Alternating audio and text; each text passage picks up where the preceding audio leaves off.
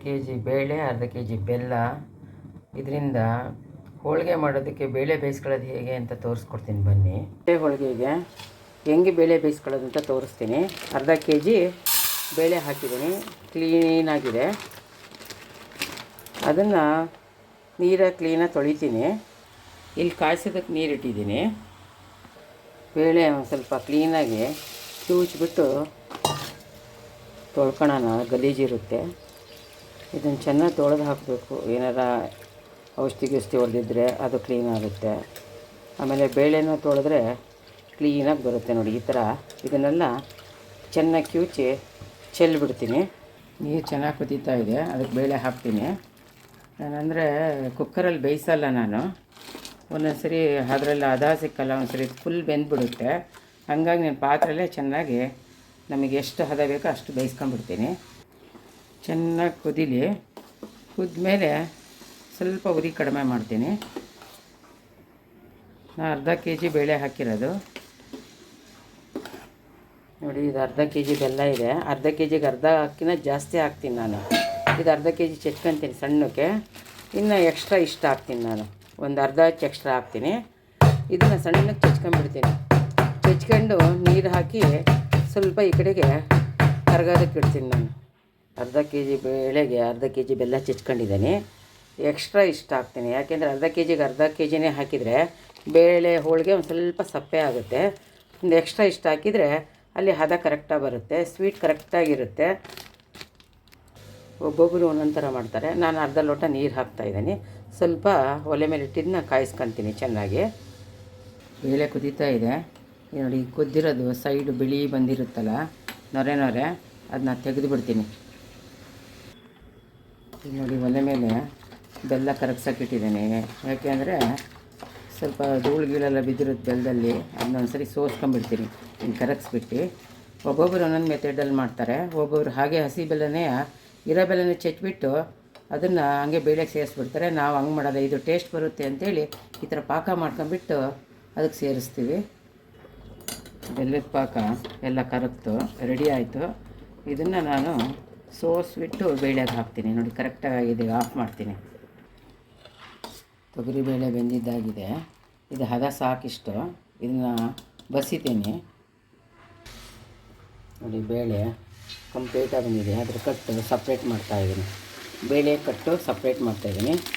ಇದ್ರ ಕೆಳಗಡೆ ಕಟ್ಟಿಂದ ನಾವು ಹೋಳಿಗೆ ತಿಳಿ ಸಾರು ಮಾಡ್ಬೋದು. ಸರಿ, ಒಂದೇ ಹದ ಬಂದಿದೆ. ಅಂದರೆ ನೀರು ಸಪ್ರೇಟ್ ಮಾಡ್ತಾಯಿದ್ದೀನಿ ನೋಡಿ. ಬೆಲ್ಲ ಕರಗಿದ್ದ ಸೋಸ್ತಾ ಇದ್ದೀನಿ, ಏನಾರು ಧೂಳಿದ್ರೆ ಹೋಗಲಿ ಅಂಥೇಳಿ.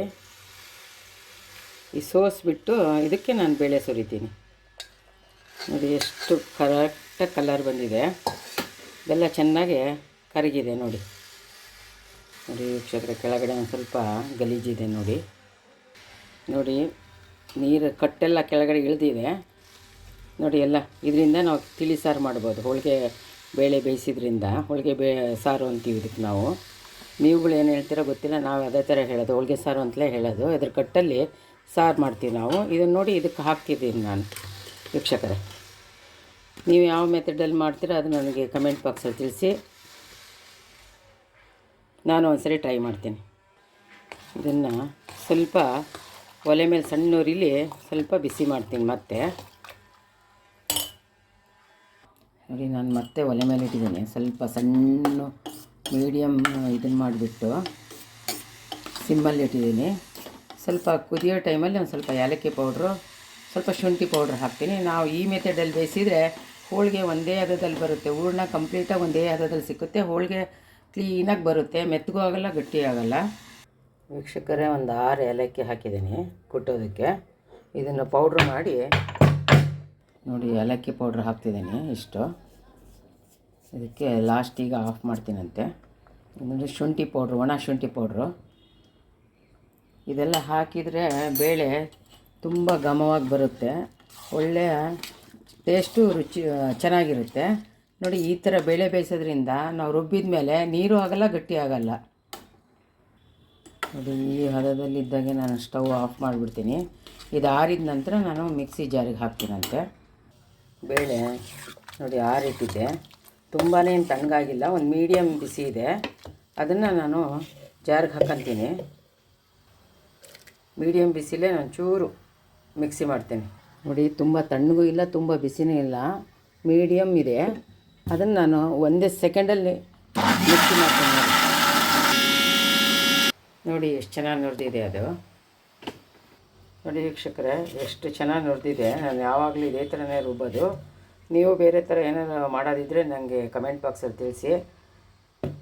ಇದು 3 ಇಬ್ಬಿ ಆಗುತ್ತೆ. 3 ಸರಿ ಈ ಥರ ರುಬ್ಬಿಟ್ರೆ ಮುಗಿದೇ ಹೋಗುತ್ತೆ ಅರ್ಧ kgದು. ನೋಡಿ, ಇದನ್ನ ಎಷ್ಟು ಕರೆಕ್ಟಾಗಿ ಕಲ್ಲರು ಚೆನ್ನಾಗಿ ಬಂದಿದೆ.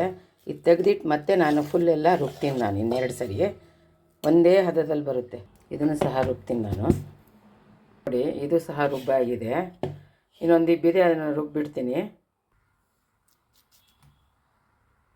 ಇದೊಂದು ಸರಿ ನಾನು ರುಬ್ತೀನಿ. ನೋಡಿ, ರುಬ್ಬಾಗಿದೆ.